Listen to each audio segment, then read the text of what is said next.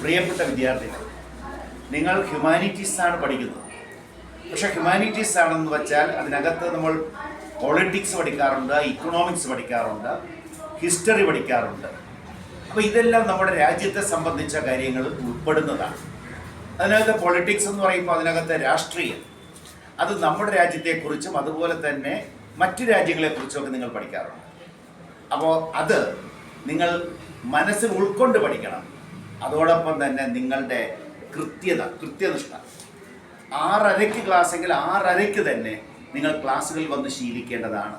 നിർബന്ധമായും നമ്മുടെ ജീവിത വിജയത്തിന് ടൈമിൽ നമ്മൾ കാണിക്കുന്ന പങ്ക്ച്വാലിറ്റി വളരെ നിർബന്ധമാണ്.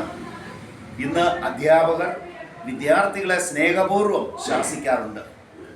ആ ശാസന നിങ്ങൾ മനസ്സിൽ ഉൾക്കൊണ്ടുകൊണ്ട് കൃത്യത പാലിച്ച് സമൂഹത്തിൽ നന്മയുള്ളവരായി സമൂഹത്തിന് വേണ്ടി ജീവിക്കാനും സ്വന്തം ജീവിത ലക്ഷ്യം നേടുവാനും നിങ്ങളെ പ്രാപ്തരാക്കുന്ന തരത്തിലാകട്ടെ നിങ്ങളുടെ ഓരോ ദിവസത്തെയും ചലനം എന്ന് ആഗ്രഹിച്ചുകൊണ്ട് ഇന്ന് നമുക്ക് ആരംഭിക്കാം. Thank you.